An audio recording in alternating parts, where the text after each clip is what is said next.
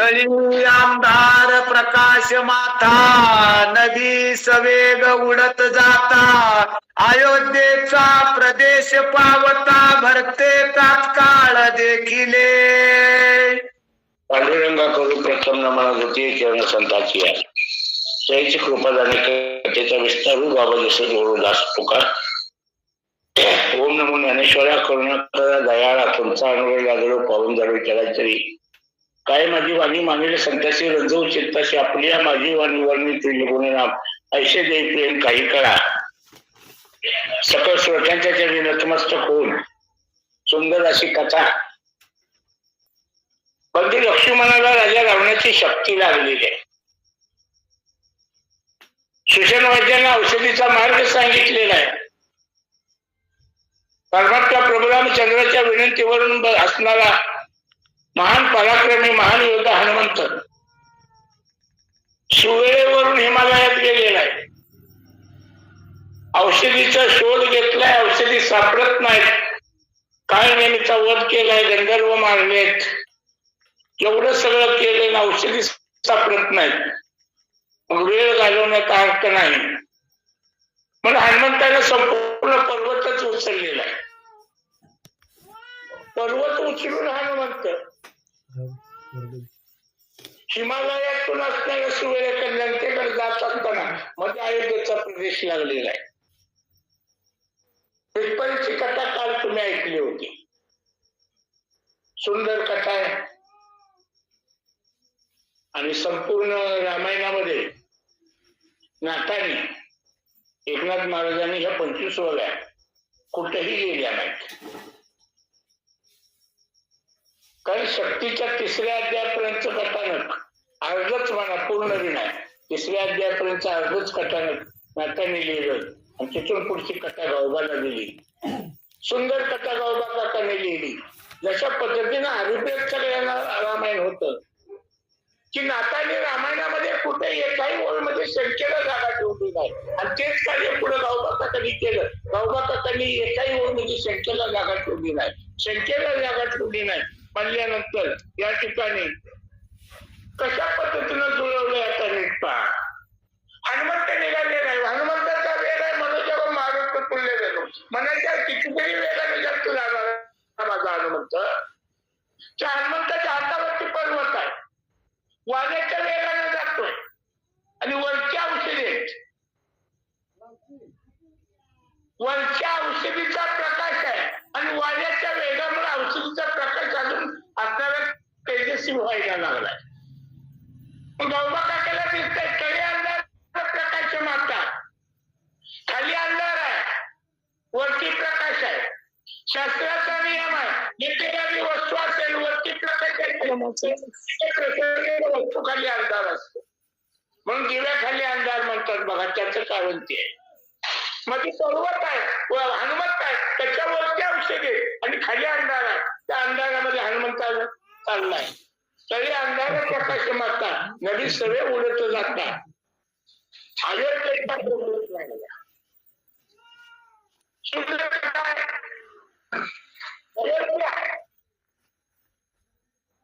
अयोध्येचं चिंतन करत असताना रामायणामध्ये न आणि हे नकाराचे 2 प्रत्यय ज्या ठिकाणी लागले त्या शब्दाला कधीच परत उठवावं लागत नाही. हे नकाराचे 2 प्रत्यय आहेत. जसं अयोध्या, अधिक, अविनाश, अपराजित अशा पद्धतीनं अशी शब्द अयोध्या म्हणजे नाही, वध म्हणजे मरण. जिथं कधी मरणच येत नाही. कारण का चिठ्ठीला त्यावेळी कष्ट पाशाने सुद्धा राम राम राम राम म्हणतात. त्या अयोध्येचा प्रदेश पाहिला. अयोध्या त्या ठिकाणी असणारा भरत नंदीग्रामच्या ठिकाणी आहे आणि भरतानं तात्काळ पाहिलं. भरतानं भरते तत्वता देखील म्हणजे तत्वता. पण साधं चिंतन करायची कथा नदी एक तर 12:30 12:30 रातचं एवढ्या भरत आकाशातून काय करत असेल. कारण त्याचं चिंतन आहे, ह्याची माझे कर्म, हाची माझा धर्म, नित्यमुक्ती ना विठोबाचे. त्या भगवंताच्या नामस्मरणाशिवाय याला काही कळत नव्हतं, याला काही सुचत नव्हतं. त्या भरतांना आकाशात पाहिजे नक्कीच काय कराय काय जाते पुराय का. अति विस्मित झाला मनी निभीड दाटली असता रजनी काय राता हे गगनी लक्षिता चिन्नी लक्षेना. त्याच्या ठिकाणी माझा राजा भरत बघतोय. बाबा काका म्हणता अति विस्मित झाला म्हणजे आश्चर्यचकित झाला, कारण मध्यरात्र आहे, ही दुपारची वेळ नाही, मध्यरात्र आहे. आकाश पडताना जातोय, वरती उजेड आहे, खाली अंधार आहे, लक्क लक्क लक्क प्रकाश पडलाय. काय जात असावं, काय जात असावं. गौबा काका शेवटच्या चरणाला सांगतात लक्षिता चिन्नी लक्षणा. भरताना मनाच्या ठिकाणी नाना पद्धतीच्या लक्षणा केल्या, पण ती लक्षणा काही सिद्धीला जाईना, प्रमाण काही मिळेना.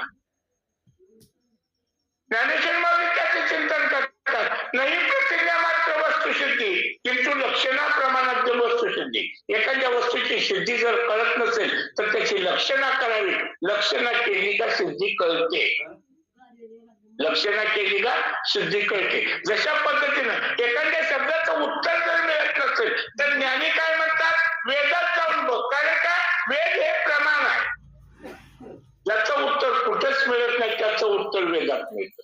म्हणजे वेद हे प्रमाण आहे आणि प्रमाणाची लक्षणा ही वेदात सापडते. तसं भरताना विचार केली, लक्षणा केली, लक्षिता चिन्ही लक्षणा केली, लक्षणा केलेली आहे, पण लक्षणा करूनही काही सापडलं ना, लक्षणा करूनही काही कळलं ना. कारण कसं मनाच्या ठिकाणी नाना पद्धतीचा विचार करत होता. आकाश पंथानं चाललंय, विमान असावं, काय असावं, नाना पद्धती विचार केला. लक्षणा केलं, काय सुचलं पुढच्या भवित ऐका. बैसला विमानी सवे अप्सरा घेवनी क्रीडा करिता हे गगनी लाजमनी असेना. निश्चितपणे लक्षणा केली तर राजा भरताच्या लक्षात आलं की नक्कीच 33 कोटी देवाचा राजा इंद्र असावा.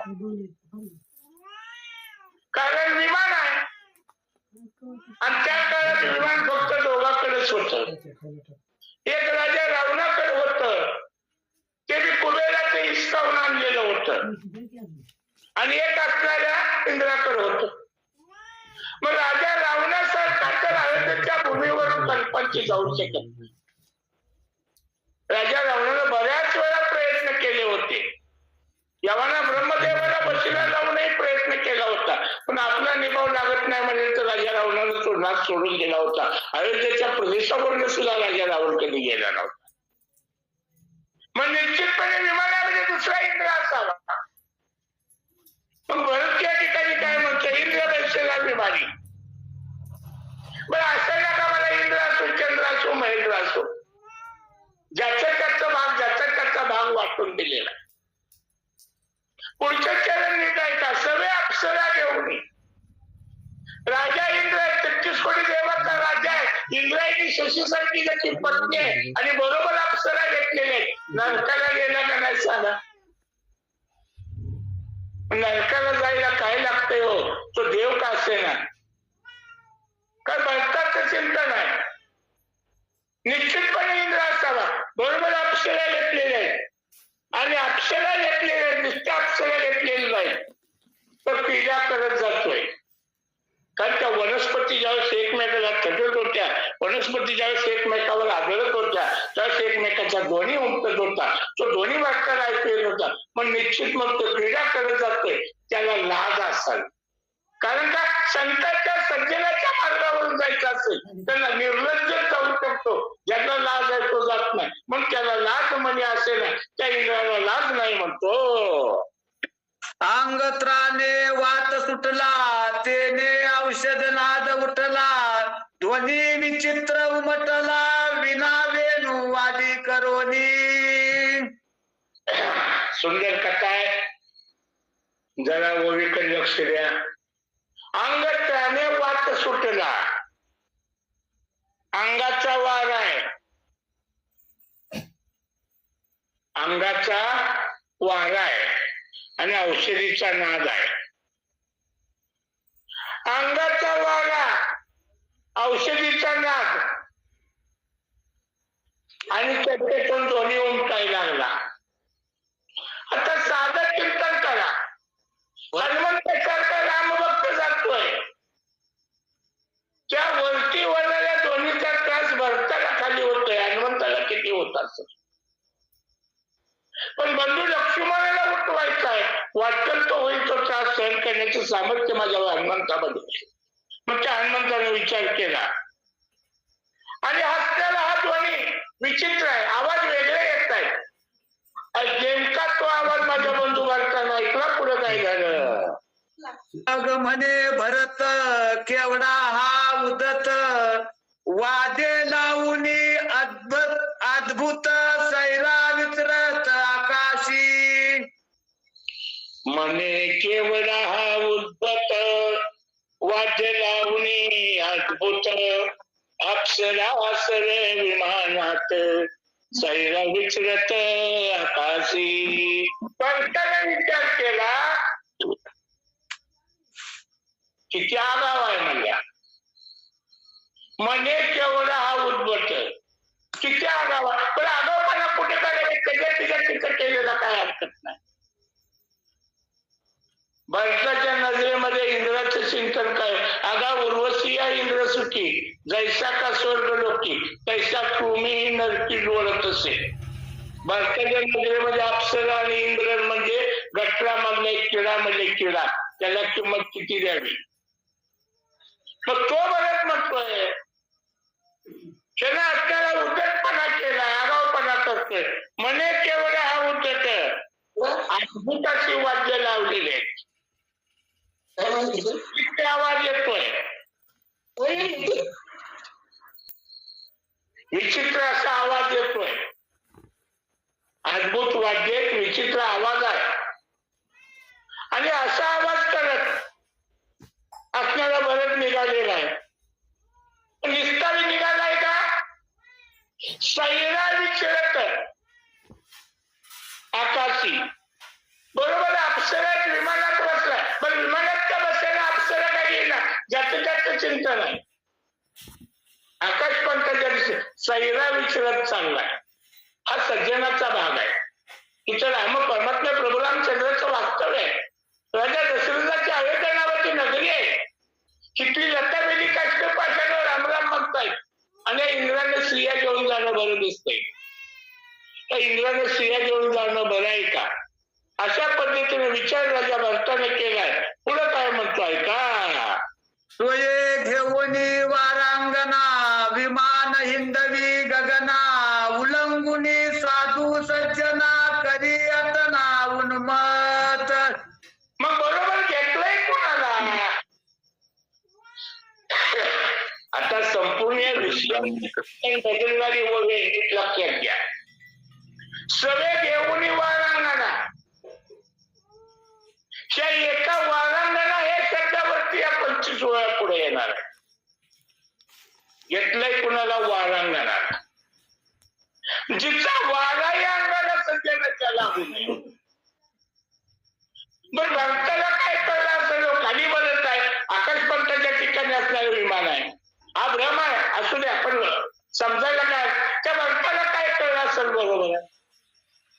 कारण भक्ताने मला सांगितलं होतं, त्याची लक्षणा केलं तर त्याला कळलं होतं की निश्चितपणे विमान असावं, त्याच्यामध्ये असणारी वाद्य लावलेली असावी, नृत्यकाम चालू असावं. आणि बरोबर वारांगणामध्ये ज्या स्त्रीचा वारा या अंगाला लागू नये अशी स्त्री, किंवा जो धनाच्या असणाऱ्या मर्यादेनं एखाद्या स्त्रीला आपलंच करतो आणि तिला आपल्या जवळ ठेवतो अशी स्त्री. तिथं बऱ्याच सूचकांचं सांगण्याचा उद्देश काही काही वेगळा असतो. पण स्त्रीला इतक्या पात्रतेला येऊन ठेवणारे आपण कोण आहे? आपल्याला काही इतकं जमतंय का? जगाची जननी जगन्माता आहे, त्या असणाऱ्या भारताने चिंतन केलं. सगळे घेऊन वारांगणा आणि मातला म्हणजे वाटला. आकाशपंथानं फिरतोय, साधू संतांच्या सज्जनाच्या मार्गाचं उल्लंघन करतोय. मग कधी 18 उन्मत्तामध्ये उन्मत्त झालाय. कारण उन्मत्त माताला बोकड बलकावरी जावे तैसा सवाट मारला आले न म्हणण्याची आपपर सदा हिंडे परद्वार शिकविले मानिक मोकटे उताना नेटे चालत असे. ही मातल्याची लक्षण आहे, ही माजल्याची लक्षण. असा उन्मत्त झालाय, माजलाय, चालला, पण त्याला काय करतो पुढे का? जो स्त्री सेवेवनी रत झाला मध्यप्राशनी मातला, जो धन लोभे भुलला त्याचा गेला विवेक. 3 विषयाला गावबा काकांनी सुरुवात केली. इंद्रस्तवनाच्या 5-6 ओव्या संपवल्या आणि इथं 3 विषय एका ओळीमध्ये सांगितले. जो श्री सवे रत झाला, मध्यप्राशनी मातला, धनलोभे भुलला. नरकाची 3 दारं जर माहिती करून घ्यायची असतील तर ही 3 दारं आहे ती बघा. नाथांचं चिंतन आहे. कारण स्त्रीच्या ठिकाणी असणारा काम जागा होतो, व्यसनाच्या ठिकाणी क्रोध जागा होतो आणि धनाच्या ठिकाणी लोभ जागा होतो. मग ज्यांना कुणाला नरकाला जायचंय, तिन्हीपैकी एखादं जरी प्राप्त झालं तर निश्चितपणे नरकाला जाते. इथं तर 3 एकामध्ये नरकाला दिसत आहेत. जो श्रीकामी व्रत झाला मध्यप्राशनी, कारण स्त्रीच्या ठिकाणी काम जागा झाला का त्याला दुसरं काही सुचत नाही. मधाच्या ठिकाणी क्रोध जागा होतो. एखाद्या दारुड्याला, एखाद्या व्यसनीला विचारून बघा, की म्हणतो मी माझ्या बापाचं ऐकत नाही, तुझं कवा ऐकणार? म्हणजे क्रोध जागा होतो आणि धनाचा लोभ भुलवतो. शेवटचं चरण लय महत्वाचं आहे, त्यांचा गेला विवेक.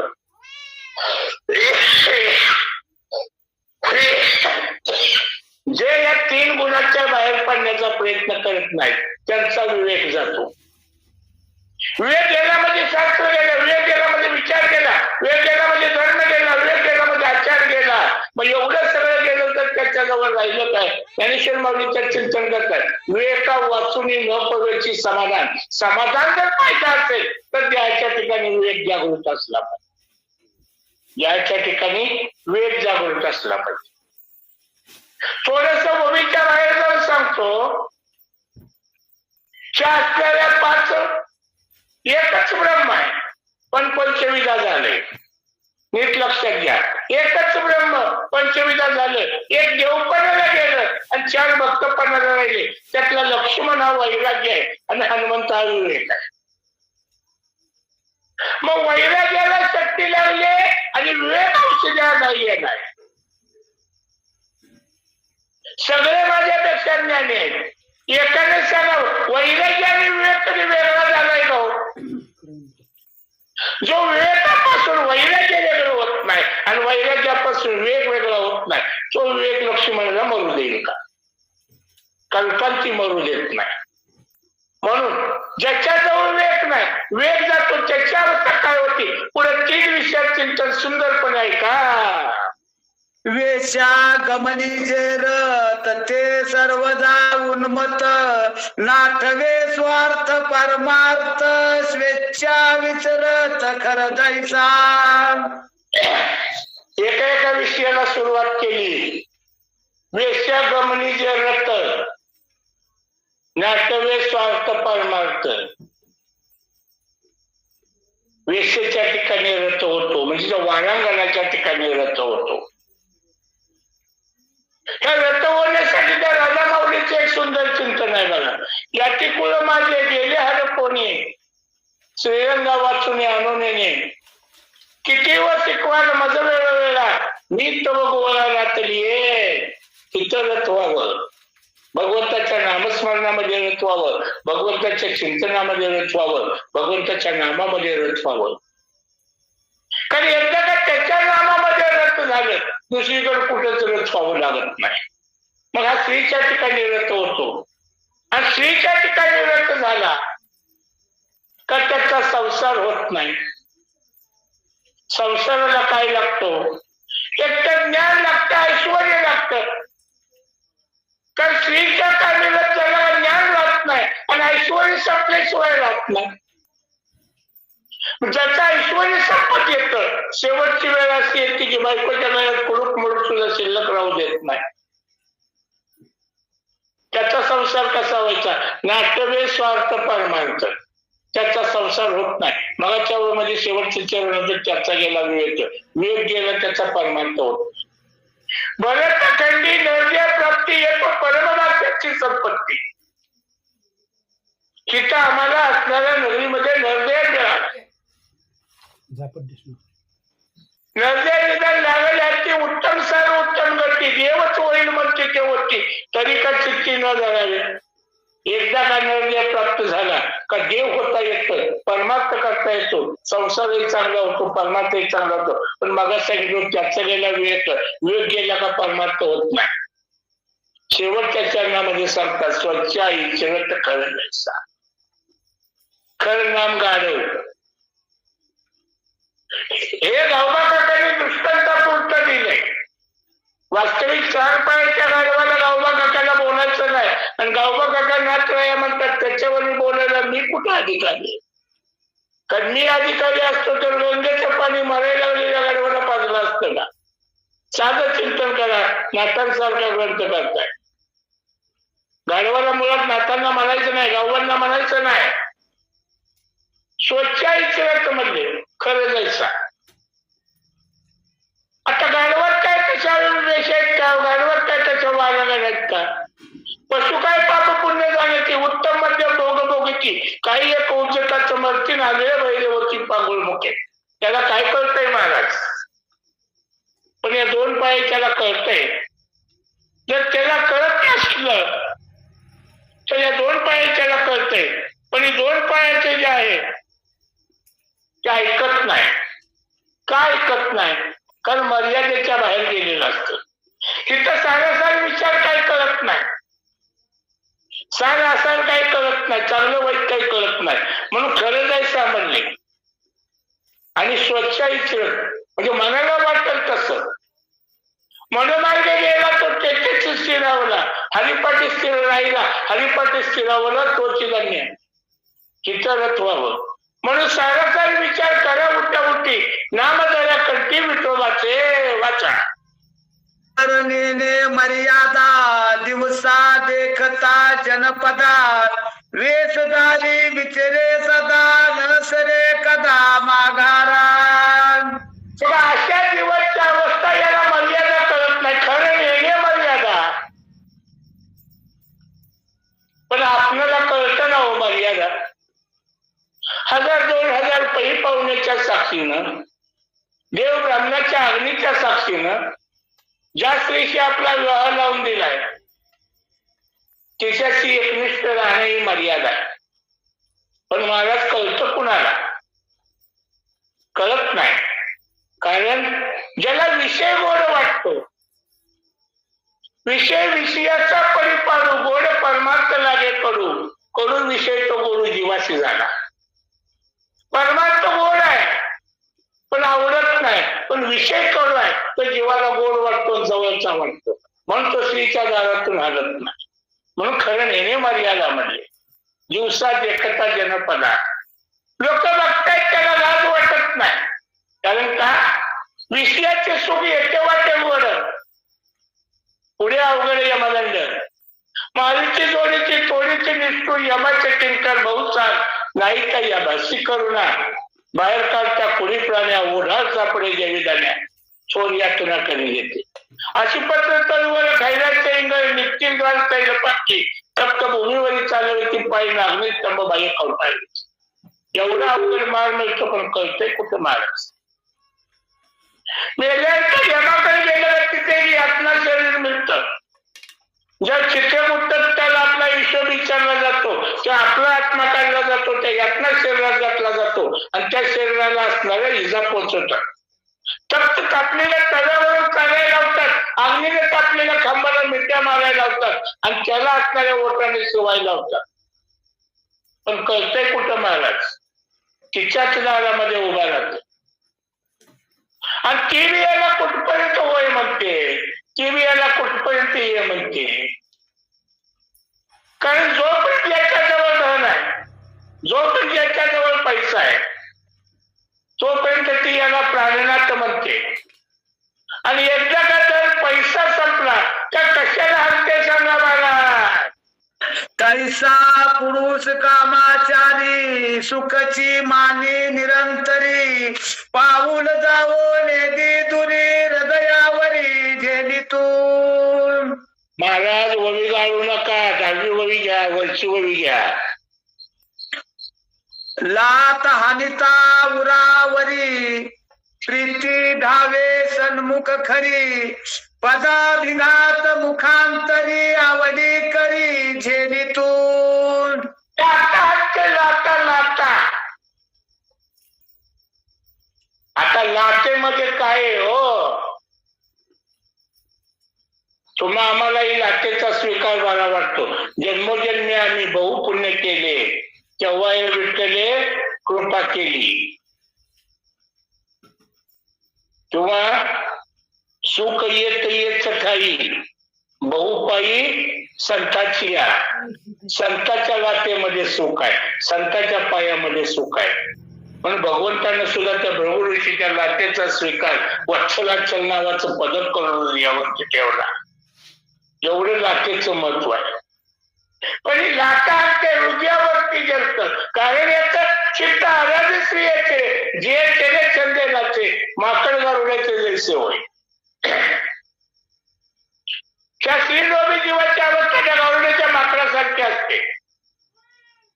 गारुडे हातामध्ये असताना दोरी वाजवतो, तिकडे माकड उड्या मारतं. आपल्याला वाटतं माकडच नाचतंय, पण ती गारुडी नाचवतो. ही जीवही तसंच करतो. त्या असणाऱ्या आपल्या संसाराची दोरी त्या स्त्रीच्या हातात येतं. ती नाच म्हणून तसं नाचतं. जोपर्यंत पैसा आहे तोपर्यंत संपतंय, संपत नाही तोपर्यंत नाचतं आणि संपलं काय शेवटी हाकलून देत. म्हणून ही तिला धन्यता मानतं. तुझ्या लाटा हृदयावरती बसल्या ती धन्य. कारण इथं नारी हा विषय नाही, चिंतन स्त्रीचं नाही. जरी विषय असला तरी चिंतन नाही. कारण नारी की निंदा मत करू यारो, नारी तो रतन की खान, जिस नारी से पैदा हुए रामकृष्ण हनुमान. कारण मग काय करावं? नकरीने सगळं राहिले निश्चळ लागून येईल मळ ममतेचा. एकदा का स्त्रीरूपी ममतेचा मळ लागला नाही, बरबाद केल्याशिवाय सोडत नाही. त्या जीवाला बरबादच करते. माणसातही राहू देत नाही. तो जीव बरबाद होतो, माणसात राहत नाही. अशी त्या जीवाची अवस्था होत असताना गौबा काका या ठिकाणी सरतात ना आली आहे. कारण नागिन से नारबुरी, नाग से नागिन बुरी, नागिन से नारबुरी, नाग से नागिन बुरी, हाथ लगे सो कट जाए, नागिन से नारबुरी, देखत लहरी आ जाए. इतकं वाईट मार्ग मिळतो महाराज, पण या जीवाला कळत नाही. कुठपर्यंत कळत नाही? जोपर्यंत सगळं काही बर्बाद होत नाही, आयुष्याची बर्बादी करून घेत नाही. कारण तोपर्यंत जीवाला कळत नाही. कसं कळत नाही? कुठल्या जीवाला कळत नाही? पुढच्या वळून आहे का?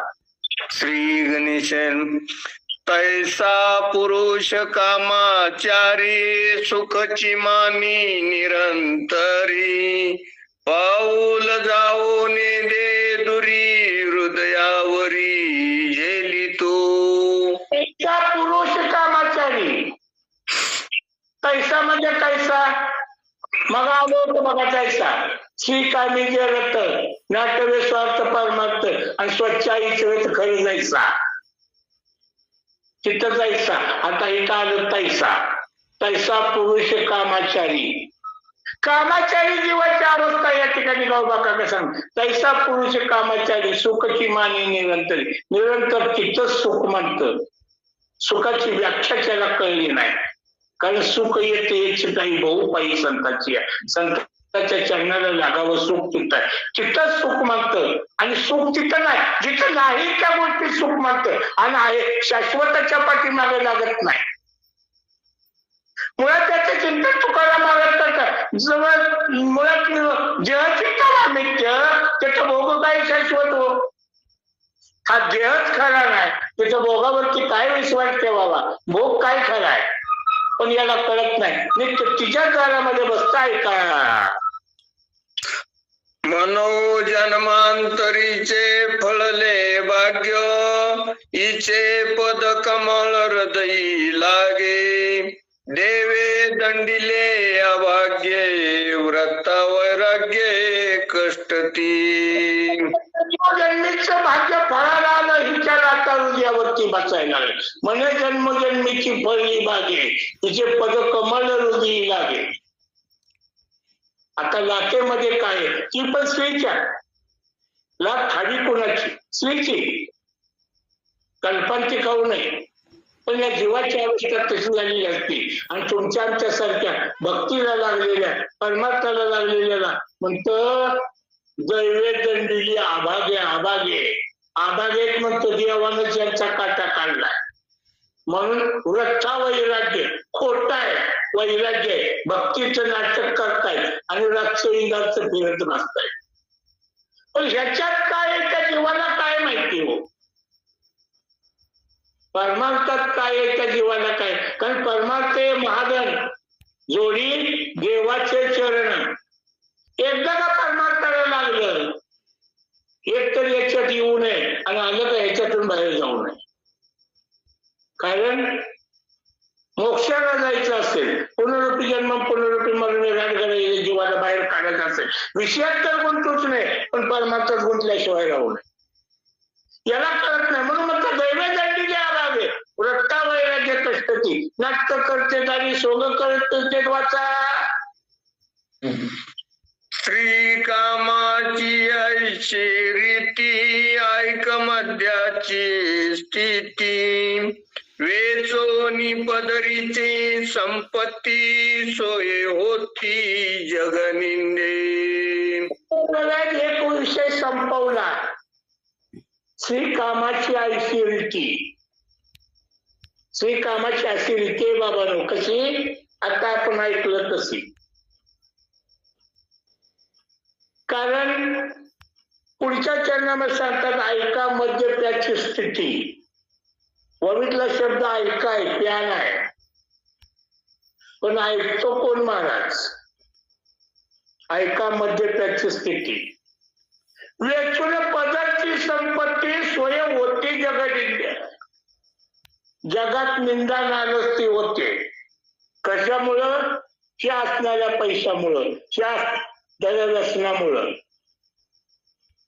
शेवटच्या चरणामध्ये सांगतात सोय होती जगनिंद्य.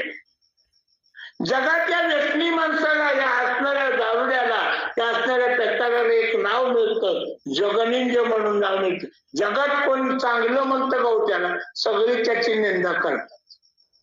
पुढे येणार आहे ते दुःखे समजते संगतीची, त्यावेळेस ते सांगू. सगळेजण निंदा करतायत. एखादा सज्जन माणसाने एखादा सज्जन बुवा माणूस जर समोरून यायला लागला तर ती बुवा सुद्धा याला मार्ग सोडून जातो. ही पट्ट्या मात्र म्हणतो बघ मला बुवा सुद्धा भेट लागा नाही. बुवा तुला भेट नाही, तुझ्या अंगातल्या हाताबाईला भेट. कारण काळाची संगती नको देवा, असल्याची संगती सुद्धा नको. म्हणून सोय होती जगनिंदे. मग धन आपलाय, पैसा आपलाय, तो खर्च करायचा आणि दारूच्या आरी जायचं, व्यसनाच्या आरी जायचं. त्या जीवाची अवस्था कशी होती पुढच्या वळीत आहे का. जेने द्रव्य भोग जोडे, सो काम व्यय स्वर्ग आतुडे. निष्काम तरी डोळ्या पुढे, तिष्ठे रोकडे मोक्ष सुख. इथलं सुख भोगता अहिक सुख भोगे किंवा अहिक भोग जोडे, ज्या द्रव्यानं इथलं सुख जोडता येत. सकाम भक्तीच्या इथं स्वर्गाला जाता येत.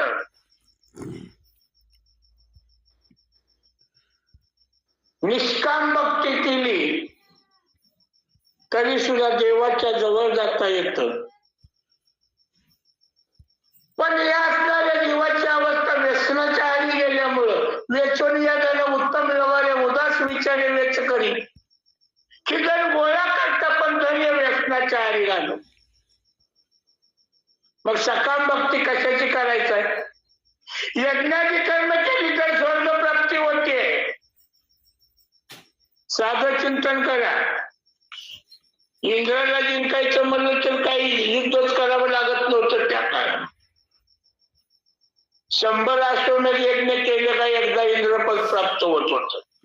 काही जण या हातामध्ये धनुष्य सुद्धा न जाता इंद्रपदापर्यंत गेले होते.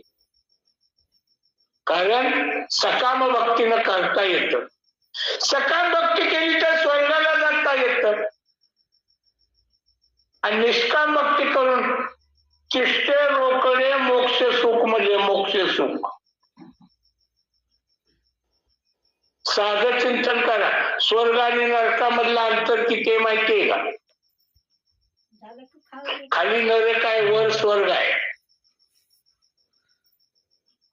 त्याचं चिंतन श्रीधर स्वामींनी एकदा करून ठेवलेलं आहे. स्वर्ग आणि नरकामधल्या अंतराचं सांगतो. नरकाच्या टोकावरची भूतलावरचा सगळ्यात उंच माणूस उभा करायचा आणि त्याला एक हात वरून आकाशातून मार म्हणायचं. त्याने एक हात वरून मारला तर त्याच्या हाताची 4 बोट स्वर्गाला तटून येतात. एवढं अंतर आहे स्वर्गात आणि नरकात. त्याचं माप आहे 8 इंच, 8 फूट 4 इंच.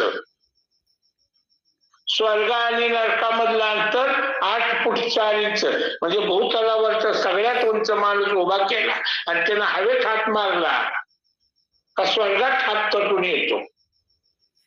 याचं माप आपलं चित्रावर गुरं बांधायची जुनी कानी होती बघा. आता आमच्या भागात कानी म्हणतात, तुमच्या भागात काय म्हणतात माहित नाही. कानी होती का? पवार महाराज बरोबर आहे का? हा बरोबर आहे. कानी कानी आपल्या भागात कानी म्हणतात. त्या कानीचं माप आहे बघा 8 फूट 4 इंच. शेळ्यांना, गुरांना, कालवडांना बांधायला शेतकरी पूर्वी तेवढं अंतर आहे. पण तेवढं अंतर असून सुद्धा याला प्राप्त करता येत नाही. चिष्टे रोकडे मोक्ष सुख म्हणजे रोकड आहे, डोळ्यासमोर आहे, लगेच प्राप्त होण्याची शक्यता आहे.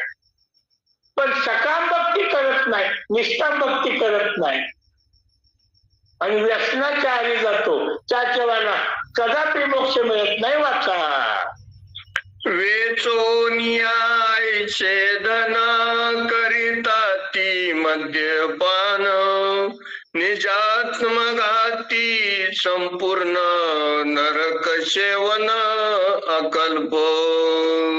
धन कैसे? अशा पद्धतीनं. आणि वेदन गोळा केलं तर दारू पेटते.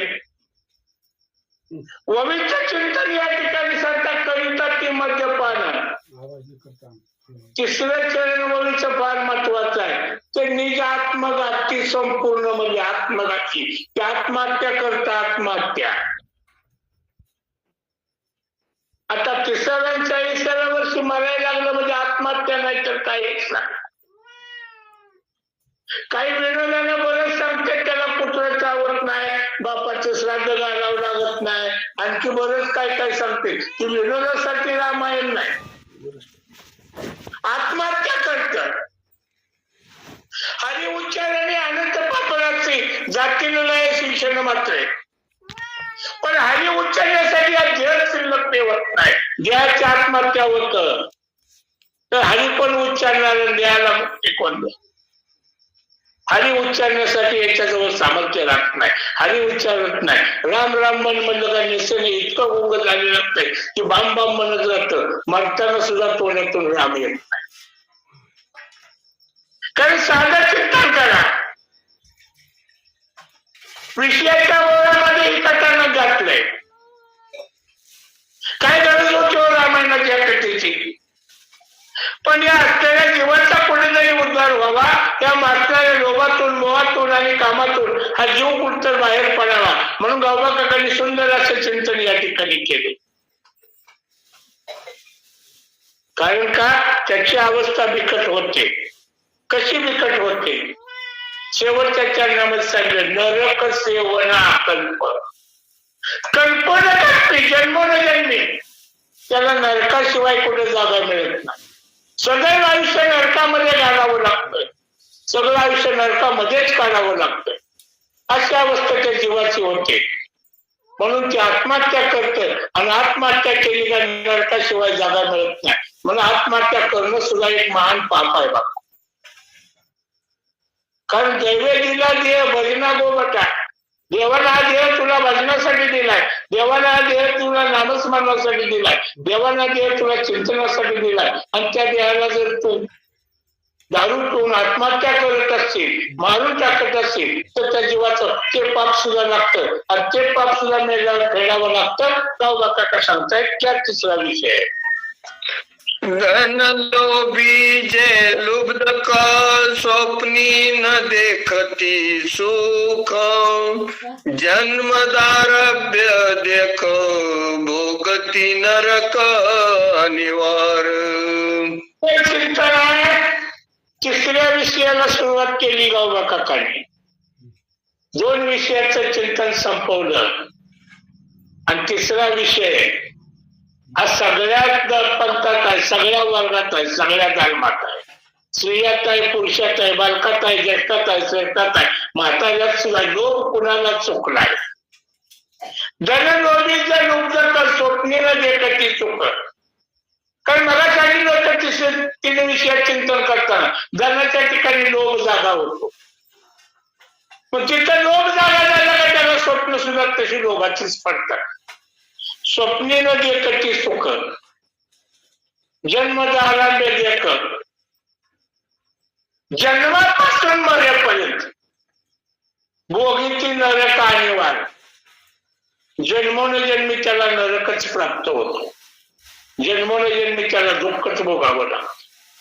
कारण का? कारण कवडी कवडी गाडी खायचे नित्य नूतन भिक्षा वाचे. पैसा कमवायचा, पैसा साठवायचा म्हणजे पुन्हा पुढे तर हातच पसरावा लागतो. पुन्हा पुढे तर भीकच मागावी लागते.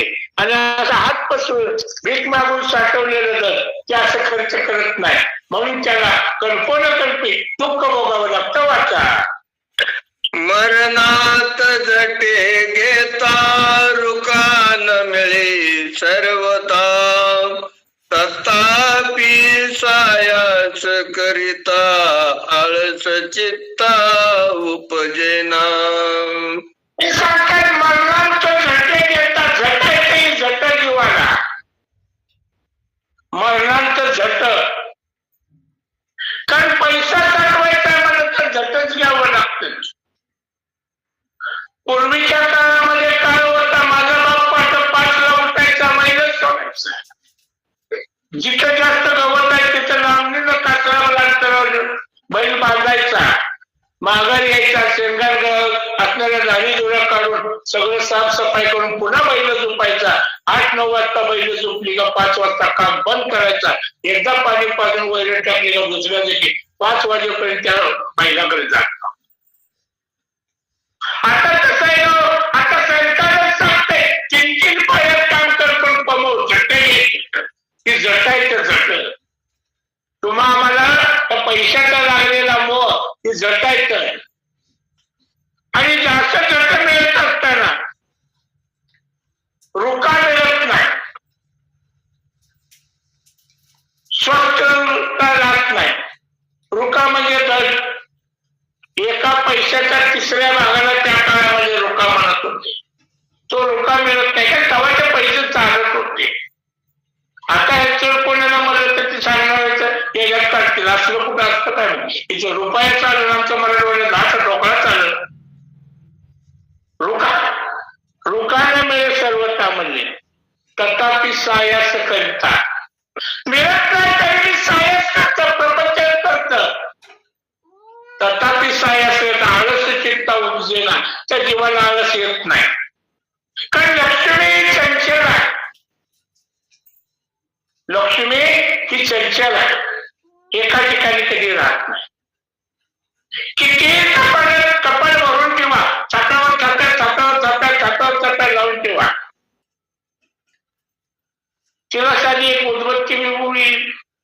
हिंदू माणूस किंवा ही सावकार लावत नाही. तेवढ्या पुरती पूजेपुरती उदबत्ती पेटवणार, मोबाईल त्याच कपाळाला उचलतं, उदबत्ती विसवतं आणि परत कपाळात तिथं ठेवतो. एक उदबत्ती 8-10 दिवस घालवतो. आळस चित्ता उपजेना. भविष्य चिंतन काय आहे? आळस चित्ता उपजेना.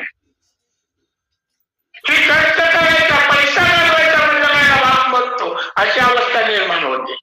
धनलोभाचं चिंतन आहे. म्हणून कल्पांचे सुख मिळत नाही, चरात असणाऱ्या चित्ताला सुख मिळत नाही. सुख कसं असतं हे कळत नाही. पुढं काय झालं काय का?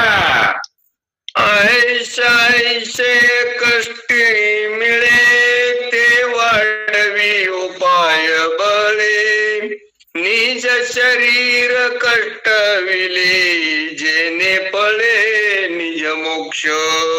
पैसे ऐसे कष्ट मिळे, कारण पैसा साठवायचा म्हणलं तर कष्टच करावं लागतं. ऐसा ऐसा कष्ट मिळे ते वाढवी उपाय बळे. आता सावकाराचे पैसे वाढवण्याचा उपाय करायचे तुम्हाला काही गरज आहे का? 9 नंतरच्या चिंतनात मला 20 जण म्हणतील, महाराज आम्ही ह्यातलं पोटकिड आहे, सो आम्ही ह्याच्यात पीएचडी केली, तुम्ही सांगायची गरज काय? कसं वाढवायचं ते आम्हाला सगळ्यांना माहितीये. ऐसे ऐसे उपाय बरे ते वाढवणे उपाय बरे, ते पैसे वाढवण्याचा उपाय कर.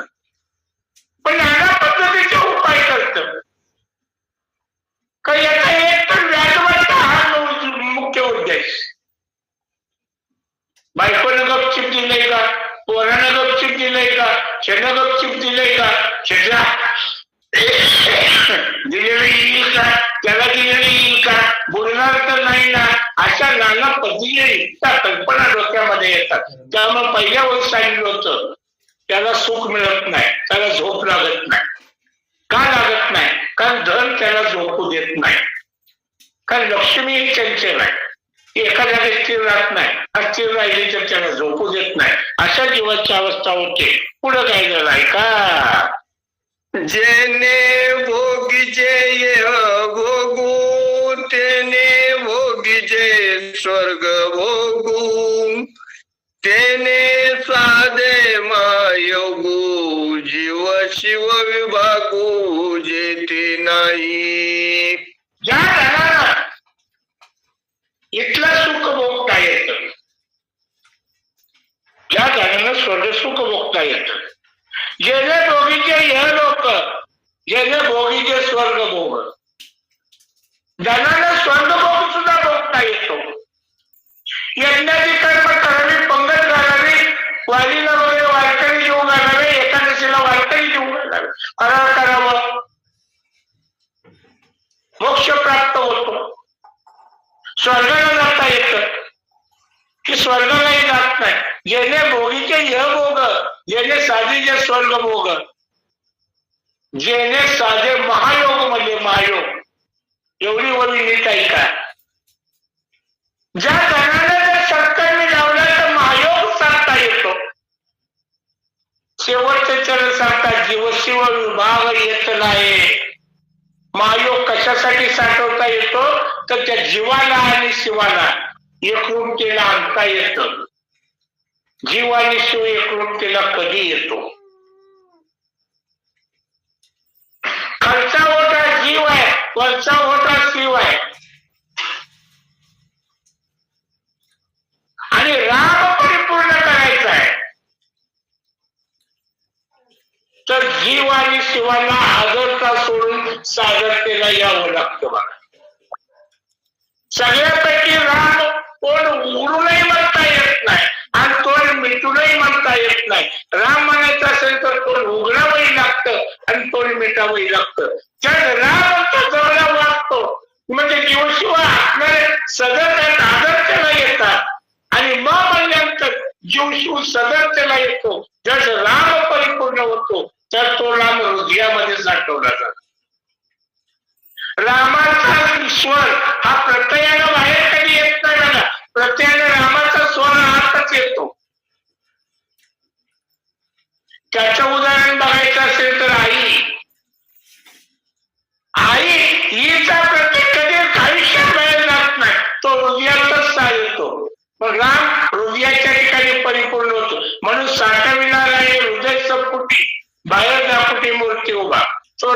हृदयाच्या ठिकाणी साठवावा लागतो. तो हृदयाच्या ठिकाणी साठवायचा असेल तर जीव शिवाचं ऐक्य व्हावं लागतं. आणि जीव शिवाचं ऐक्य करायचं असेल तर या जर संपत्तीच्या पाठीमागे लागवून उपयोग होत नाही. का लागून उपयोग होत नाही? कारण त्यानं महायोग साधता येत नाही. हे जर सत्मार्गी लागावं, महायोग साधावा आणि जीव शिवाचं ऐक्य व्हावं, जीवाला शिवरूप व्हावं वाटावं आणि शिवाला ब्रह्म चैतन्य अवस्थेपर्यंत जावं वाटावं, ही भावना जर देहाची निर्माण केली, जीवाची निर्माण केली तर त्या धनातूनही मोक्ष साधता येतो. सुंदर कथाला लोकांनी सांगितली वाचा. एवढी हे प्राप्ती दाते ते कष्टविती धनानृते इतराशी कोण पुषे ते दुःखी समजते संगतीची. शाही व विचार चकार आहे बघा. शेवटच्या उच्चारणामध्ये चकार घातलं, आपण शेवटच्या चरणामध्ये सांगू. एवढे प्राप्तीचे नाते, एवढं एवढं एवढं एवढं बोला केलंय ते कष्टती धनार्ज नाते. आता बोलू नये, पण गंगाखेडला जे शक्तीला होते त्या ठिकाणी मी एक दृष्टांत दिलता. तो दृष्टांत कुणाला आठवला तर बघा, धन अर्जनाचा आचार्याचा मी दृष्टांत दिला होता. अर्जन ते कष्टती धनार्जनाचे गोळा करण्यासाठीच कष्ट करताय. त्याला धन कशा पद्धतीने गोळा करावं वाटतं आणि तुमच्यासारख्या संताला ज्ञानाला ज्ञानाचं मार्जन करावं वाटतं. मला बऱ्याच जणांनी सांगितलं ज्ञान कधी आपल्याजवळ ठेवू नये, ज्ञान कधी आपल्याजवळ ठेवू नये. द्यावं, दुसऱ्याला दिल्यानं वाढतं आणि लपून ठेवलं का लोक पावतं. त्याचा एक दृष्टांत छोटासा देतो. आमच्या पंढरपुरामध्ये असे काही साधू संत होऊन गेले, असे काही असणारे महंत होऊन गेले. हातात जर पाला घालून चोरला ना त्याचं सोनं उत्पन्न होत होतं. पण त्या कला त्यांच्या बरोबरच गेल्या. हे ज्ञानाचं मार्जन त्यांनी केलं नाही. म्हणून संत नेहमी ज्ञानाचं मार्जन करतो आणि लोभी धनाचं अर्जन करतो. म्हणून म्हणजे ते कष्टती धनार्जन असते. शेवटच्या चरणामध्ये सांगतात दुःखे समजते संगतीची. त्याच्या संगतीच्या सगळ्यांना दुःख होतं. आता सावकाराच्या घरामध्ये सुखी कोण आहे सांगावं? सावकाराच्या घरामध्ये समाधान कोणाला सांगा? सावकाराची बायको सुखी आहे समाधानी आहे असं कधी झालंय? बरं, सावकाराची बायको ओळखता येते का? हिची ओळखता कशी येते ते मी सांगतो. जिच्या पायामध्ये 2 रंगाच्या चपल्या दिसल्या का ओळखायचं हिचा नवरा सावकार आहे. 15-20 रुपयाला डोक्याची केस काळा करण्याची पुडी मिळते. अकाली वृद्धत्व वयावर 30-35 वर्षी सगळी केस पाहिजे, पण बिचारी 15 रुपयाची पुडी सुद्धा लावत नाही किंवा कवाच्या डोक्याला गोडे तेल लावते, खोबरेल तेल लावत नाही. ओळखायचं हिचा नवरा सावकार आहे. म्हणून सांगितलं होतं दुःखे समजत संगतीची. इतका त्या संगतीची समाधानी असतील का? सावकाराची बायको समाधानी असते का? सावकाराची लेकरं बाळ समाधानी असतात का?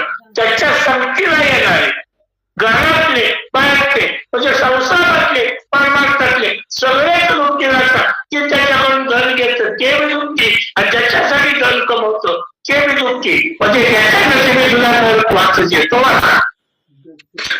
देव धर्म मेहनती काही पर्वकाळ ठाऊका नाही. श्राद्धाची संभावना निराश पायी सदा पित्तर.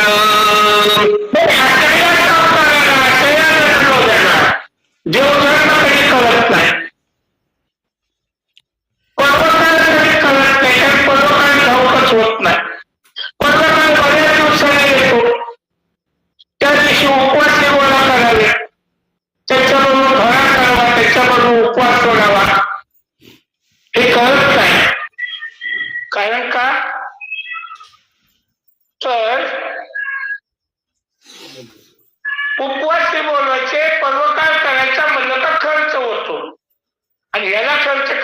माहित नव्हतं. म्हणून सरकार श्राद्धाची संभावना नाही, निराश पायी सदा पितर. ही गणलोभी बापाचं श्राद्ध सुद्धा कधी घालत नाही. का घालत नाही? कारण पैसा खर्च करायचा म्हणलं का दुःख होतं, वाईट वाटतं. अशीच एक सावकार होता, बायको म्हणली 2 दिवसावर राखी द्यायला तुमच्या आई बापाचं माळ घालावं लागतील. त्या पट्ट्याला माळ म्हणजे काही माहीतच नव्हतं. बायकोला मला काय असतं की म्हणजे 25 वर्ष तुमच्या संग लग्न केलं, आईबाप नाही, एकुलती एक पोरगा, इस्टेट भरपूर आहे म्हणून दिलं. 25 वर्षात तुम्हाला एकदा बी वाचा उघडली नाही म्हणजे आई बापाचं माळ घालावं, आता तरी घालू. आता माझ्याच बापाचं म्हणते म्हणजे घालू म्हणला. बायकोला म्हणलं लाख तयारीला बाजार आणून देतो. पण त्यानं बाजार आणून दिला, बाजाराचा हिशोब आहे का? बायकोला मला एकच वाटी डाळ घालायची, अर्ध वाटी गुळ घालायचा, 3 पोळ्या होतील एवढीच कधी टिंबायची. 1 वाटी डाळ, अर्धी वाटी गुळ, 1.5 वाटी मध्ये 3 पोळ्या होतात. हा ठोकता हिशोब आहे महिलांचा, माझ्या माता माऊल्यांचा. 3 पोळ्या केल्या आणि ह्याला म्हणजे पितून सांगून या. सकाळी 9ला घरातून गेलं, माती मागे हात बांधले, संपूर्ण गाव फिरलं. एखाद्या हाताला पूर्ण गेला, या सावकार चहा प्यायला म्हणला, चित्तनेला अर्धा कप त्याचाच चहा प्यायला, पितून कोणाला सांगितलं नाही. वाटेला येताना एक कीर्तनकार महाराज गाठ पडलं. महाराजाला म्हणला, महाराज कीर्तनात महाराबद्दल काय आहे का? महाराजाने त्याच्या कानामध्ये सांगितलं, नाचतच घरी आलं. बायकोला मला आण पाणी हात धुवायला. बायको बी त्याच्या पुढची. एका तांब्यात, अर्ध्या तांब्यात नवरा बायको हातपाय दुखलेला, अर्ध्या तांब्यात प्यायला नेला. कुठं वाचवावं नीट बघा. 2 ताटाचं मला एका ताटात 2 पोळ्या वाढ, एका ताटात 1 पोळी वाढ. बायकोने 2 ताटं केली, एका ताटात 2 पोळ्या वाढल्या, एका ताटात 1 पोळी वाढली. 2 पोळ्या ज्या ताटात होत्या त्या ताटाचं मग चांगलीची उभा. आणि बायकोला मला बस पुढच्या पाठावर. बायको म्हणजे पितून की मला वाटतं नाही एकट्याला एक कीर्तन गाठ पडला. पितून सगळेच गोष्टी आहेत, मला कोण नाही. मग कीर्तनकारानं सांगितलंय मला, बाई सवासी नाही, आपण पितराचे काही, घरातला माल घरात खाऊ मला वाच. वेच जेव्हा होय तेव्हा प्राणीची जावो पाय, वेच जेव्हा होय तेव्हा प्राणीची जावो पाय, सणावाराची नेणे सोय, अतीत काय ते करील. करावं वाटतं, तिथं प्राण जातो की काय अशी अवस्था होते. सणावार करत नाही, संस्कृत याला कधी माहित होत नाही. गावबा काका म्हणतात, जिथं संस्कृत करत नाही, स्वतःच्या जीवाला घात नाही, ते दुसऱ्याच्या जीवाला काय चालणार. शेवटच्या चरणावर सत्ता अतिथी ते काय करी.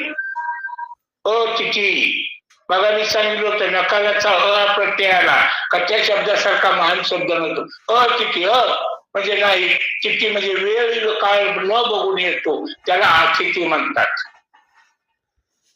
तुकारामाला चिंतन आहे, घरा आले संतजन, करिता देवतांचन घरा आले संतजन, देव सारावे परते, संत पुजावे आरते. संताला आपल्या जवळ घ्यावं, पण ही काही करत नाही, अतिथीला जीव घालत नाही, ती स्वतःच्या जीवाला घात नाही. त्या अतिथीला काय लागणार वाचा महाराज.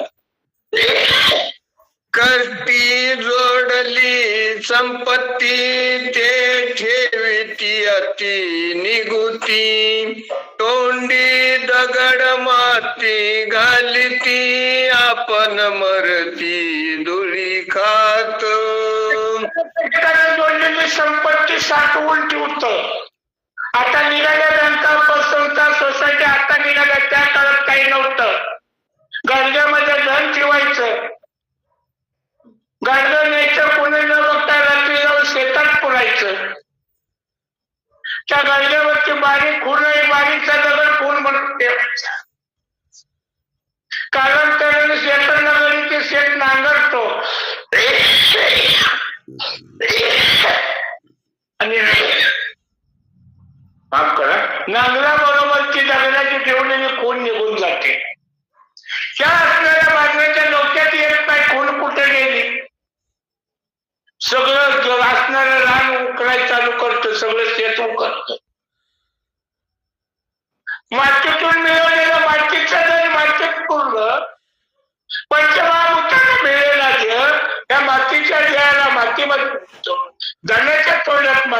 त्याच्या बी तोंडात माती. मातीचा देह मातीत जातो, मातीत जातो, उपयोगाला येत नाही. साठवायचं कशासाठी सांगा? ऐशी एक एकाची जाती पाता सोयनेती तिन्ही एकत्र जेथे मिळती ती दुःख किती सांगावी. अशी एक एकाची जाती आहे. कुणाची? एकेकाची. श्रीकाम्याची, मद्यप्याची आणि गणलोभ्याची. गौबाकाका सांगते यापैकी एक मिळालं तर नरकाला जावं लागतंय. आणि तीन जर एका ठिकाणी मिळले तर त्याची गती काय सांगणार? मग साधं चिंतन करा. भरताना काय समजून चिंतन केलं? इंद्र समजून. खोटा हनुमंत, पण चिंतन इंद्राचे केले. मग साधं चिंतन करा, त्याला काय कमी आहे? अष्टनायिका त्याच्या समोर नाचायला तत्पर आहेत. कुबेर त्याचं भांडार आहे. आणि केलीपेक्षा सुद्धा पान. बऱ्याच जणांना प्रश्न पडला, वर बी मिळते का? वर मिळते पण त्याला आपणाला नाही. मग अशा अवस्था करत त्याचं दुःख किती सांगावं? म्हणजे एकाच अवस्था ती तीन एकामध्ये त्याची अवस्था काय सांगावी? म्हणजे वाचा. अच्छा महाराज,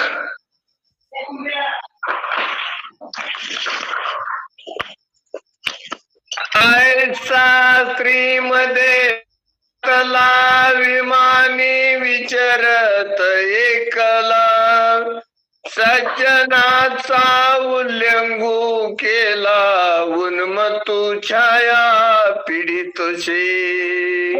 मध्ये मातलाय, तिन्हीच्या ठिकाणी मातलाय, विमानात बसलाय, उन्मत्त झालाय आणि त्याची मानवोनी राम नामांकित बाणा दगदगीता ती दारुण चापी सजिला आपण दुष्टवलन करावया. कृष्णाला बाण काढलेला आहे, राम नामांकित बाण काढलाय, अति दारुण आहे, दगदगीत आहे, धनुष्याला बाण लावला, पुढे काय करतो? श्रीराम नामांकित हनुमान श्रीरामाचा भक्त जीवा परीस अत्यंत राम समरत सर्वता. दोन वेळा एकदम सांगतो महाराजांनी, एक वेळी गायली. रामाचं नामस्मरण केले, धनुष्याला कानाडी लावली, कानाडी कानापर्यंत ओढले, कानाडीतून बाण सोडणार आहे, बाणाला आत्मा दिली, तुला सोडतोय, तुझ्यावरती माझ्या भगवंताचं नाम घातलंय, तुला राम नामांकित केलेलं आहे. त्यामुळं दुष्ट असेल तर दळण कर, त्या असणाऱ्या बाणाला आज्ञा दिली. कारण बाण जीवापेक्षा अत्यंत आप्त आहे. कारण कसं आहे, राम हनुमान राम भक्त आहे. कानडिया विठ्ठला कानडिया बहु आवडते जीवापासून या, जीवापेक्षा जास्त आवडणारा हनुमंत समोर येतोय. काय करतो पुढे का? हा, सुटोनी सीतेचा कडकडाटी बाण पडला अति संकटी कोणावरी करावी शरवृष्टी अभक्त दृष्टी दिसेना. हनुमंताच्या दिशेला बाण चाललाय, बाण मनाच्या ठिकाणी विचार करतोय. मालकानं जर सांगितलं अभक्त असेल तर दळण कर, समोरच्या तर अभक्त दिसत नाही, त्याच्या मुखावट रामनाम येते, काय करू काय करू? परतोनी जावे जरी येतून भरत दंडील संपूर्ण कपीशी करावे कंदन तरी मानसी स्मरण रामाचे. यावर तर निश्चितपणे भरत दंड करणार आहे. कारण तुला आज्ञा दिली होती, राम नामांकित केलं होतं आणि तू काम केलं नाही, समोर हनुमंताला स्पर्श करावा तर त्याच्या मुखावर अखंड रामाचं नामस्मरण आहे. काय करावं, काय करावं, अवस्था बिकट झाली, जीवाची अवस्था अशी कधी तर होते. आई भीक मागू देत नाही, बाप चोरी करू देत नाही, त्या जीवाने करायचं काय. किंवा परत परत निघाला, पुढे दिसला वाघ, पाठीमागे बघितलं तिथं दिसला ना, जागेला थांबावं तर मधीच वाटायला लागली आग. काय करायचं त्या जीवाने, अशी अवस्था बाणाची झाली. बोला भरत श्रीरामाचा निज भक्तो कपी आणि भीष्य राम समरतू माझा न चले पुरुषार्थू बाण विस्मतू विचारी. आता भरत कोण याचं चिंतन उद्या आपल्याला सुंदर ऐकायला मिळणार आहे. भरत रामाचा निज भक्त आहे आणि हनुमान तर सप्रेम राम भक्त आहे. त्याला रामाशिवाय काही कळत नाही. काय करावं, काय करावं, जुदा अवस्थेत पडला म्हणतात. भरताची आज्ञा ऐशी जे दंडावे अति दृष्टाशी दुष्ट मनो नये कपिशी राम स्मरणेशी डुलतू. दृष्ट असेल तर दळण कर, वाईट असेल तर मार. बाण म्हणतो समोरचा तर दृष्ट नाही, सदैव मुखावाट रामाचं नामस्मरण आहे, सदैव मुखावाट रामाचं नामस्मरण करतोय. मग काय करावं, काय करावं, पुढच्या वरून काय का. स्वामीची आज्ञा उल्लंघून घडे साधू अवज्ञा शिरी न चढे ऐसे विचारुनी वाडे कोडे चरणाकडे चालिला.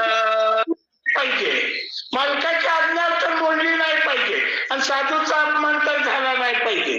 मग काय करावं, काय करावं, जर काहीच करायला सुचत नाही ना तर चरणाकडे लागावं, चरणाला लागावं. एकदा का चरणाला लागलं का सगळ्या सुखाची प्राप्ती झाल्याशिवाय राहत नाही. बाण चरणाला लागला कसा लागला पुढच्या वळीत ऐका.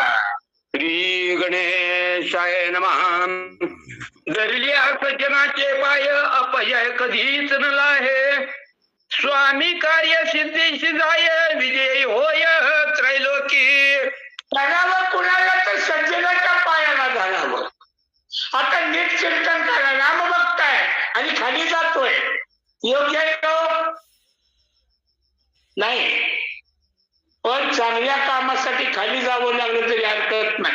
सब जन तो ऊपर चले नीचे न चला कोई, एक बार नीचा चला तो सबसे ऊंचा होई. माझे गुरु सद्गुरु बोलके महाराजांचा दृष्टांत आहे. एकदा का खाली गेलं तर सगळ्यात उंच जाता येतं, सगळ्यात वर जाता येतं. बाण हनुमंताच्या चरणाला लागला पुढे का. रामकृष्ण हरी. तिघांचं व्हिडिओ चालू आहेत. व्हिडिओ कशाला चालू करताय हो? विकास महाराज, दौलत महाराज, व्हिडिओ बंद करा. बंद करतो वाचा. आईसा निश्चय करून पूर्ण पायी मिटी घाली बाण स्वयं विस्मित कपिनंदन बाण कोणाचा. असणाऱ्या बाणाला धनुष्य बाणानं हनुमंताच्या पायाला स्पर्श केला. हनुमंताने खाली पाहिले, मध्यरात्र आहे, मार्गाने चाललोय, खाली काही दिसत नाही. बाण कोणाचा आला, पायाला कोण स्पर्श करते, काय करतो पुढे ऐका. ऐसा विचारित म्हणे बाण विलोह की नयने देखता श्रीराम नामांकित चिन्हे वायुनंदने आत्मविस्मय. हनुमंताने विचार केला, बाणाकडे पाहिलं तर त्या बाणावरती रामनामांची चिन्ह दिसायला लागली. हनुमंताला आश्चर्य वाटलं. मध्यरात्र आहे, इथं हनुमंताला वाटलं बाण कसा आला आणि तो मी माझ्या रामाचा. आश्चर्यचकित झाला. श्रीरामाचा बाण होय अतिक्रमयाचा करुणय साष्टांगे नमन करिता होय रामस्नेह भावार्थे. माझ्या रामाचा बाण आहे, सद्गुरूचा बाण आहे, याचा अतिक्रम करू नये, याचा अपमान करू नये. संपूर्ण विश्वास त्या बाणावरती ठेवला. कारण रामनामांकित बाण रामभक्ताकडे आलाय म्हणजे निश्चितपणे काहीतरी कार्य आहे, निश्चितपणे काहीतरी घडणार आहे. हनुमंताला भाव झाला. हनुमंत बाणाला काय विचारतो? कवी आकांक्षी बाणाच्या वचनात तो बोलले ना संपूर्ण अपाहो तरीले तयाचे चिन्ह तवतळी बाण ओढितो. बाबा काय आहे? पुन्हा कळला. कोणी सोडला? कशासाठी सोडला? बाण काही बोलत नाही, बाण काही बोलत नाही. हनुमंत म्हणतो का बोल ना, आपलंच काहीतरी चुकलं असावं म्हणून आलाय. त्या बाणावरती आपलं सर्वस्व टाकलं आणि बाण वेगाने हनुमंत खाली येऊ लागला. उदया येईल दिवाकर म्हणून सौमित्रासी रघुवीरा घेऊन आला रामचंद्र बाण सत्वर ते ओढे. सूर्य भगवान माझ्या हनुमंताला औषध आणायला वेळ झाला असेल म्हणून रामानं सीतालक्ष्मणाला मध्ये आणलं नसावं, म्हणून मला वाटपाटा होईल म्हणून बाण सोडला नसावा असा विचार हनुमंताच्या मनामध्ये येऊ लागला. हे उठवून सौमित्र वसुनी आता शशरा करुणी विभीषणा राज्य जरा स्वय सत्वर येते आला. मनाला उठवलं असेल, विभीषणाला राजा केला असेल, संपूर्ण सैन्य घेतला असेल, किशकिंध्यामध्ये सुग्रीवाला वाढणारा सैन्य सोडला असेल आणि मला हेल्पाला नको अयोध्येला जायला म्हणून रामाला बाण पाठवला असेल. वाचा. मी हे नपुसक सर्वता नपवेचे स्वामी कार्यार्था दिग्माजे जीवित्व वृत्ता कोण अर्था जितसे. मी नपुसक काय म्हणला? ह्या शब्दावरती फोड करायची होती पण आज करत नाही, पुढे कधी तर करू. जितक आहे मला जितक माझा जीवाचा उपयोग नाही. कारण का थोडक्यात सांगतो, न म्हणजे नाही, सक्त म्हणजे कार्य करणार. माझ्या हातून कार्य झालं नाही, मी कार्य न करू शकणार आहे म्हणून मी नपुसक आहे.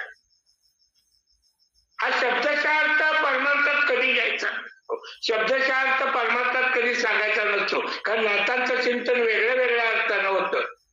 न म्हणजे नाही, शक म्हणजे काय, मी काहीच करू शकत नाही असं एखाद्या वेळेस माझ्या भगवंताला वाटलं असेल म्हणून तरी मध्ये बाण सोडला असावा असं चिंतन माझा हनुमंत करू लागला. ऐसा झाला ती दुःखी सभेची बाणाचे विलोकी तव तो वडे अधमुखी एकाएकी सत्वर.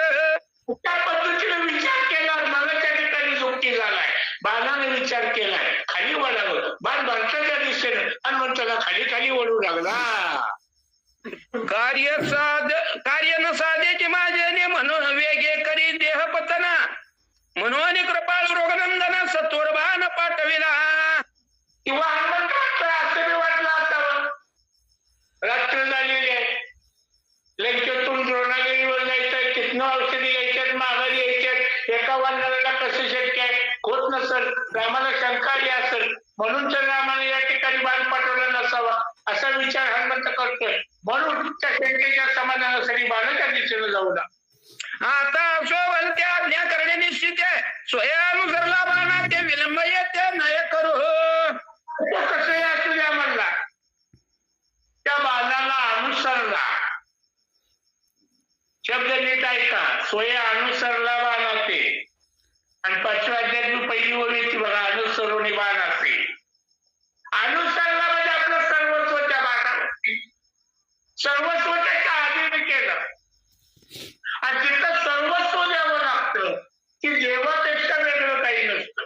माझ्या हनुमंताला कळलं आणि जिथं बांधली तिथं जाऊ म्हणला, आता वेळ घालवायची नाही. हनुमान आज्ञेचा किंकरा मुलंगी अनुमात्रा शरीर निघाला सत्वर बाण वेगे. दिलीप महाराज बस करा, राहू द्या तुम्हाला तो उद्याच्याला. नाही संपवायचा, अध्याय संपवायचा, चालू द्या. संपवायचं आहे. हा 12 वगैरे राहिलेत महाराज. नारद महाराज घ्या चालू द्या. आमचं कीर्तन चालू झालंय. बळीराम बाबर महाराज कीर्तनाला जाईल. 12च वेळा राहिल्या, 2 मिनिटात ओढून घेतो.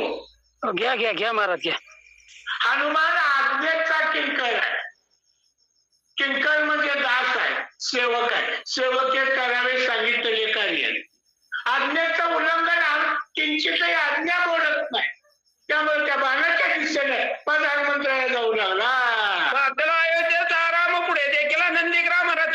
मनोरम भक्ततम भरत जेते हे. सगळ्या सज्जन श्रोत्याला सांगतो, चौथा अध्याय इथं संपला. पाचला अयोध्येचा आराम, पुढे देखील नंदीग्राम, रचना अति मनोरम भक्तोत्तम भरत.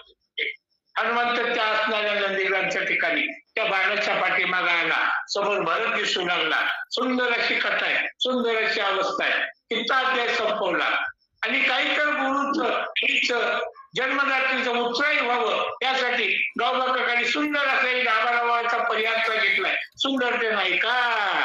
एका जनार्दन चरण दोघांची भेटी, तिघांना दोघे प्रेमात संपूर्ण, दोघे दोन्ही पण विसरते.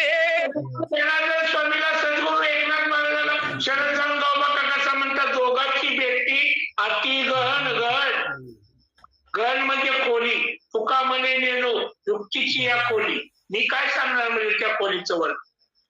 आणि दोन संतांच्या संवादात जो आनंद, तर ब्रह्मांडाचं सुख जर एका बाजूला केलं तर दोन संतांच्या संवादातला आनंद, त्या आनंदाची बरोबरी ब्रह्मांडाचं सुख करू शकत नाही. इतकं सुंदर कथा पुढे तुम्हाला ऐकायला मिळणार. गावबा काका सांगताय, एक जनार्दन कृपाळू जननी गोड न खाये बाळा वाचुने, मुकीचा घास काढून माझे वदनी घाली तसे. जनार्दन स्वामी माऊली कशी आहे? कृपाळू आहे. आई कशी असते? कृपाळू. गोड लागलेला घास स्वतः खात नाही, लेकराला बांधून ठेवते आणि ते लेकराच्या मुखामध्ये घालते. तशा पद्धतीनं एकनाथ महाराजांसारख्या माऊलीनं रामायण रूपे असणारा हा गोड घास माझ्या वदनी दिला, माझ्या मुखामध्ये दिला. कारण पाठिमागच्या अध्यायामध्ये न देता श्री पुत्राची, पाठिमागच्या अध्यायाच्या परिहारामध्ये होतं बघा. गिरजा माऊली सारखी माऊली आहे आणि पंडितासारखा पांडित्य मिळवलेला, संस्कृत मध्ये पंडित मिळवलेला असणारा पुत्र आहे. पण त्याला रामायण दिलं नाही. अंगठे बाजून गावबा काकाला रामायण दिलं म्हणून माझ्या मुखामध्ये घातलं. गावबा काका सांगताय, जे अत्यंत खाऊन येणे त्याचे मुखी घास देणे, न खाता बळेची पायावरी पाडणे, घास कोंबणे मुका माझे. लहान आहे, खाता येत नाही. माऊली कशी करते? आपले पाय पसरते, उताना पायावरती झोपवते, एका पायानं दोन्ही पाय दाबते, एका हाताने दोन्ही हात करते आणि चमच्याने त्या लेकराला घालतात. तरी मी लेकराला नाही खाल्ला, खाल्लीची गाणं आणते. रडायला लागलं तेवढ्या चोरावर चमच्याने दूध पाजते, पण माऊली त्या बाळाला दूध पाजते. तशी सद्गुरू माझी माऊली. त्या माऊलीनं रामायण गोड घास लिहिण्याच्या पातळीचा मी निघतो, पण मला मानून मुकुट तयार केलं आणि माझ्या मुखातून ते रामायण लिहून घेतलं. गावबा काका सांगताय, वांजेसी नकळ्याचे नवी आली जाणे वेदना, कृपाळू एका जनार्दना जे नामाभिधान विश्वमाता. विश्वाभिधान, विश्वाची माता आहे. पण हे कळतं कुणाला? सदशिष्याला. आणि आईचं महत्व कळतं कुणाला? जिनं जन्म दिलाय त्याला. वाजसी न कळे चिन्ह. जिनं कधी आईच झाली नाही तिला आईचं महत्व कळत नाही, किंवा ज्यानं कधी सद्गुरूच केला नाही त्याला गुरुचं महत्व कळत नाही. अशी अवस्था माझ्या सद्गुरूने केली. सुंदर रामायण माझ्या हातून लिहिलं. ब्रह्मादिक पुत्र व्यालीची ही ब्रह्मांडे सृजली, निज कर्मे मानिली मज ते झाली लक्षणा. संपूर्ण ब्रह्मांडाला व्यापली. गुरु ब्रह्मा गुरु विष्णू गुरुदेव महेश्वर, गुरु साक्षात परब्रह्म. साक्षातला पाठ सद्गुरु साक्षात परब्रह्म. ब्रह्मा तिघापेक्षाही उत्तम सद्गुरू आहे. त्या सद्गुरूनं ती कृपा केली. रामायणाचा ग्रंथ संपूर्ण ब्रह्मांडाची आई असावी तशी माझी माऊली झाली आणि त्या माऊलीनं ते रामायण माझ्या हातून लिहून घेतलं. तानेल्या उदक द्यावे की भुकेल्या जेऊ तानेल्या उदक घ्यावे की भुकेल्या जेऊ मागावे, मग हे सर्व तान संभवे तेने ओलावे माऊली. आणलेला आहे त्याला पाणी द्यावं, एखादं भुकेलेलं आहे त्याला अन्न द्यावं. हे कळतं कुणाला? सद्गुरूला तर कळतं, आता माऊलीला तर कळतं. लेकरू उपास आहे, लेकराची जेवणाची टाईम झाली, लेकराला पाजण्याची वेळ झाली, हे माऊलीला कळतं. कारण स्वामी तिन्ही जगाचा आई विनविकारी तो माता आहे. जिथं आत्मा आणि ईश्वराला एकत्र केलं जातं ते हृदय म्हणजे आई आहे. आणि त्या आईच्या हृदयावरती हा विश्वास माझ्या सद्गुरूने काय तेवढं, त्या सद्गुरूवरती माझा तेवढाच विश्वास आहे. तीच माझी सद्गुरू माऊली झाली आणि त्या माऊलीने हे रामायण मला दिलं. याचे काय करू आता जन्मोनी झाला अकर्ता किती याची करू चिंता काही सर्वता जाणे ना. मागाच्यासारखी याची काय करू चिंता म्हणला. जन्मोनी झाला अकर्ता, अ म्हणजे नाही, करता म्हणजे काहीच न करणारा. मी काहीच करणारा नव्हतो. गुरं लागणारा मी गावबा बनले. मला काय येत होतं, पण माझ्या सद्गुरूची कृपा झाली आणि हा गोड असा घास माझ्या मुखामध्ये घातला. किती गोड, तर त्याचं चिंतन जाणता येत नाही. काही सर्वता जाणे ना म्हणले, त्याचं चिंतन जाणता येत नाही, करता येत नाही. कारण सद्गुरूचं चिंतन काय करावं म्हणला, मी काय करू, एवढी माझी सद्गुरू माऊली आहे. घास तो हे घेऊन येणं म्हणून निजमुखीचे काढणे माझे मुखी कोंदणे बाळा करणे कपाळ. कसा मुखातून काढला, पण बाळाकारणे कृपा वाचणारी माऊली स्वतःच्या मुखातून काढते, बाळासाठी ठेवते, अशी सद्गुरू माऊली. रामायणासारखा ग्रंथ स्वतः लिहित असताना अंतकाळी माझी आठवण यावी आणि तो ग्रंथ मला द्यावा, एवढी माझी कृपाळू माऊली आहे. आते सुरस रामकथा माऊलीशी घास गोड घेता आडणी आलो अवचिता काही सर्वता जाणे ना. चाललेली होती. सद्गुरू माऊली रामायण लिहित होते, सुंदर कथा होती, सुंदर ग्रंथ होता. आणि अचानकपणे खांबाच्या आणून पुढे यावं तसा मी अचानकपणे पुढे आलो. सद्गुरूने हे ग्रंथ माझ्या हातामध्ये माझ्या हातून पूर्ण केला. वाचा ते हे कृपाळू कैसे तोंडीचे काढून वेगेसे व पिता माझी मुखासी निज मानसी सुखावे. कसे तर तोंडीचे काढून वेगळी गोड होता रामायणासारखा. स्वतः लिहित होते, तोंडातून काढला, स्वतः बंद केलं, तो ग्रंथ मला दिला, माझ्या मुखामध्ये घातला, तो ग्रंथ मला अर्पण केलं आणि माझ्या मुखामध्ये घातल्यामुळं मनाच्या ठिकाणी सद्गुरूला सुख झालं, मलाही सुख झालं. बाळकाच्या जणी जाईजे त्या शिष्याचे जाईले झाले पण होईजे आणि काय कळा न जसा जे सद्गुरु जाणीजे प्रसवतिया. हित कशात आहे ते आईला कळतं, शिष्याचं हित कशात आहे हे गुरुला कळतं. हे कळण्यासाठी सद्गुरू व्हावं लागतं आणि हे कळण्यासाठी आई व्हावं लागतं. म्हणून या ठिकाणी गावबा काका या ठिकाणी सांगतात, ते एकतर सद्गुरू जाणतो किंवा जी व्याने ती जाणतो. व्याने तिला कला माहितीये, व्याने तिला प्रस्तुतच्या वेदना माहितीये, त्यामुळे मुलावर शकते, आईला कळतं, वाजेला कळत नाही, गुरुला कळत नाही, सद्गुरूला मात्र निश्चित कळतं. वाचा एक जनार्दना शरण कपी रामाज्ञा धरुणा बाणे आणला पण गोड कथन पुढे असे. जनार्दन स्वामीला शरण जाऊन सद्गुरू एकनाथ महाराजांना शरण जाऊ, भगवान परमात्मा प्रोग्राम चंद्राच्या शरण जाऊ. सुंदर अशी कथा आहे. रामाज्ञा धरली आणि बाणावरती आपलं सर्वस्व दिलं. नंदीवारच्या ठिकाणी हनुमंत भारताच्या बाणाच्या पाठीमागा आला आणि हेतपर्यंत कथानक आपण गोड ऐकलं. उद्या त्याला भारताचं चिंतन आपल्याला ऐकायला मिळणार. ग्रुपवरती एकापेक्षा एक सज्जन असणारे, ज्ञानी असणारे श्रोते आहेत, वक्ते आहेत. उद्या त्याला भारताचे चिंतन आपल्याला सविस्तर ऐकायला मिळालं. सुंदर कथा ऐकायला मिळाली आणि गोड निरूपण उद्याच्या अध्यायामध्ये घ्या शेवटची महाराज. श्रोते कोपती जने सराट सैराट भरला राणे वडिलो एका जनार्दने काही म्हणे स्मरेणा. हनुमंती ग्राम गमन नाम षट्चत्वारिशंचमाध्याय गुण कृष्णार्पण वस्तु पुंडलिका वरदे हरि विठ्ठल श्री ज्ञानदेव तुकाराम पंढरीनाथ भगवान की जय.